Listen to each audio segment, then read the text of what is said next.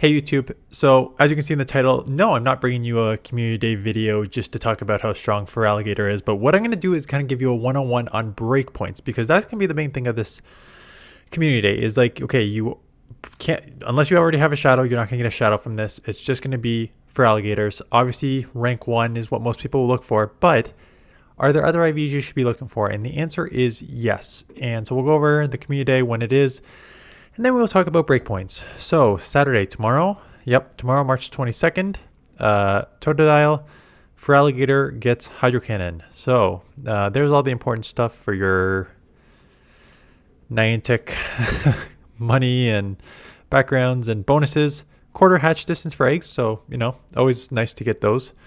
Yada yada yada yada yada. Don't care about hold. That's a lot of stuff to say nothing. Okay. So for those of you who have been living under a rock for the last 5 seasons that feraligatr got Shadow Claw, it has become instant meta in the Great League and the Ultra League with Shadow Claw. So as you see, non-Shadow 10, Shadow 11. I prefer the Shadow, but you can use non-Shadow. And in the Ultra League, Shadow is 6, non-Shadow is 21. So obviously super meta in both leagues. You need to get one. So the question is, which one? So when you put it in the Sims, I put in. So the question is, do IVs matter? And the answer is yes. So in the sim, I put in the rank 1 as the first one, and then a hundo 15, 15, 15 in the second one. And as you can see in the, let me just confirm that's the case. Yeah, so 0, 11, 13 for the first one, and a 15, 15, 15 for the second one. And as you can see here in the win losses, it's substantial. 20 and 25 to down to 15 and 32, and a significantly lower average. So right at the bat, you may be thinking, okay, should I just get the rank 1 if possible?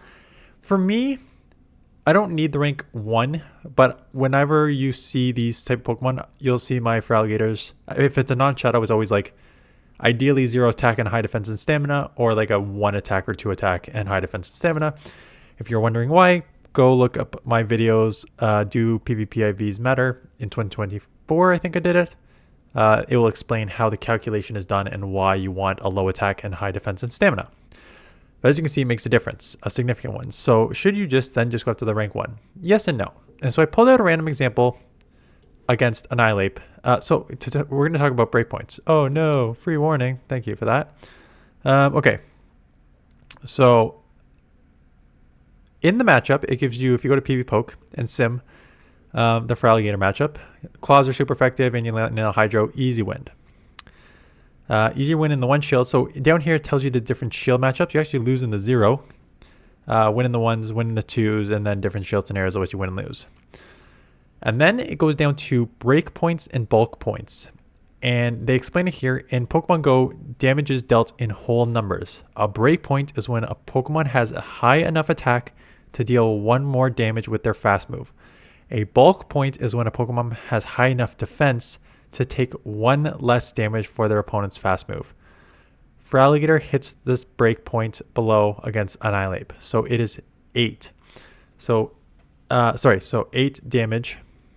8 is the damage of the Shadow Claw. So when it says 8, that's the damage the Shadow Claw that outputs, with a minimum attack you need of 119, and attack to guarantee it is 120.9. So, and then your top IV level. So what the hell does that mean? So again, I went to this site just to look up a bit more on breakpoints. It's very straightforward. Again, they say the same thing. There are 2 types of breakpoints, offense and defense. I should actually move it over so you can read it here too. Goodbye face. There's offense and defense. When you reach a certain level, the offensive breakpoint, that Pokemon quick attack will deal 1 more damage, and the same applies to defense. Once you power up to a certain level, it raises defense. And why I want to show this one is because they explain it in terms of the breakpoints, in terms of like levels for certain matchups here, just to give you a difference, and then we'll go to the rank checker and explain it from that.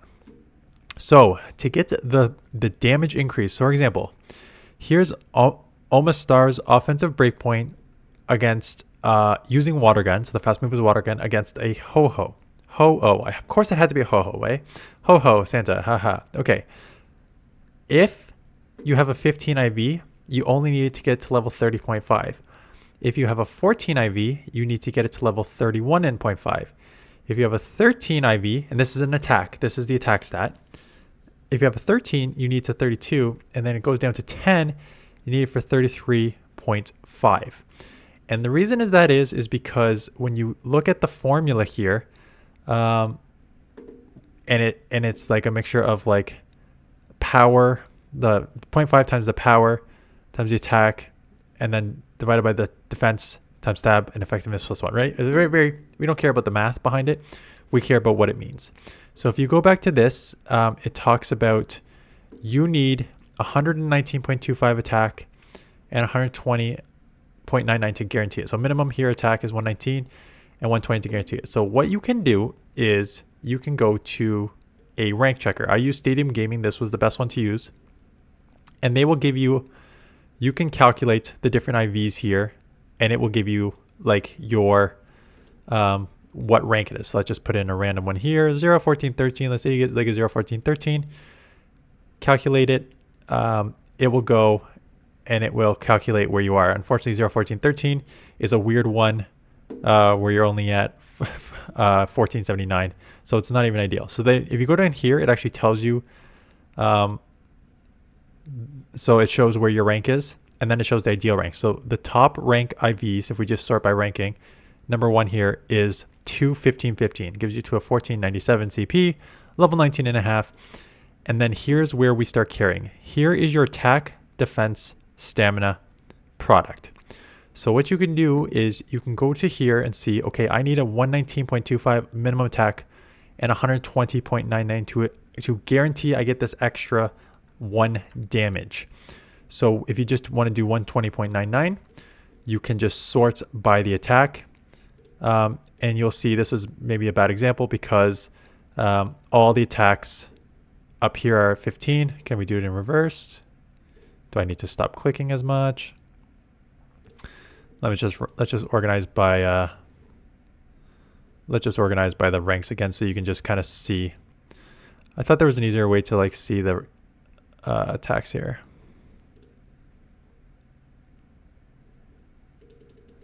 Okay, let me just reset this here. I thought you can organize by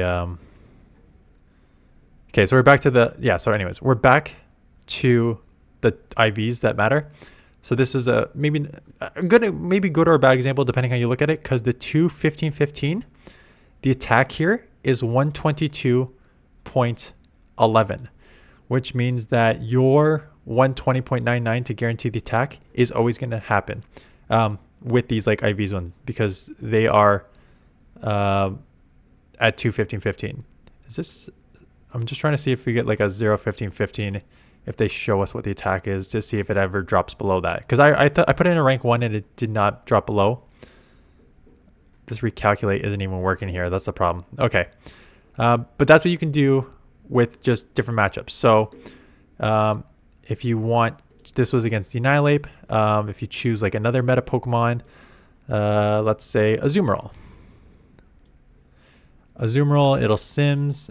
You want the guarantee to lower the guarantee for the attack is 106, which we know we're easily going to get to, so we don't need to worry about that.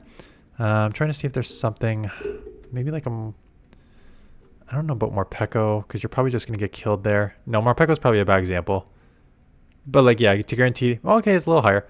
To get the extra damage from 3 to 4 on the Shadow Claw, you need 123.49 attack. So suddenly, now IVs matter, right? So to get that 123.49 attack to guarantee you have a not super effective Shadow Claw, but a Shadow Claw that does 4 damage, you need the attack to be 123.49. So when we look at the rank 1 here, the attack is only 122.11. So you will be doing only 3 damage as opposed to the 4. Or is it 4 compared to 5? I forget which, one of the two. You'll be doing, anyways, you'll be doing 1 less damage if your attack does not get it. Now, the minimum attack is 120. I don't know. This is why I wish Ryan Swag just did not disappear. But again, people get tired of the game because he was fantastic because running these calculations. But the minimum attack here is 120.42. I honestly do not know the difference between the minimum attack and attack to guarantee. Because this one would, if you're at the rank 1, the minimum attack would be enough. But if you're at attack to guarantee, it wouldn't be enough. I honestly do not know the difference.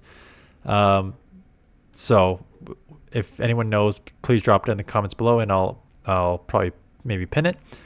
But anyway, so if you're building a feraligatr and you just want to like try and run different scenarios against the different meta, then just start putting in the different meta and see if there is a breakpoint attack that you need with the Pokemon. So this one against Gastrodon is 108, so that's already super low, so we don't need to worry about that. I think it's more of like the more attack heavy Pokemon that you need to kind of worry about for breakpoints. Let's just put in Swampert, just not that Swampert's meta anymore. But yeah, 114, so it's a little higher in Swampert. It seemed pretty high on the Morpeko, and I can't tell if it's because Glacier Pokemon, it's just higher on them, or if that was just a unique case. Because it's different. The problem is it's actually different for every single Pokemon. See, it's low on Primeape, and Primeape is super glassy. So unfortunately, the breakpoints are like low, are all over the place depending on the Pokemon, and there doesn't seem to be a reason. And I think they actually say that in here as well. The level at which breakpoints occur depends on both the attacker and the defender's level, stat, IV, and moveset in each individual matchup. So again, because it takes into consideration the defender's level, stats, and IVs, it truly is one of the more unique things. So that's just like a 101 on breakpoints. Now, should you, as the viewer, care about this in GBL? No. There was one time it actually mattered that I used it, was the Medi, because Ryan Sway called it the Medi Slayer, and it was a certain breakpoint that beat, I forget the 2 Pokemon, but it was like 2 super meta Pokemon that were like, out of like the 7 meta Pokemon, the Meta Slayer beat the 2 because of a certain breakpoint. So I don't want to just completely dismiss it, because at times it does matter, but for 99% of you, the majority of the time, it will not matter at all. You should probably just go for as close to a rank 1 here that you can, knowing that the breakpoints are not going to come into play the majority of the time. So that would be my suggestion. Anyways, happy hunting. I've already got my shadow and non-shadow, and I think decent IVs, so do not care about that. But if you don't, and you want to focus a little more on the matchups, sure.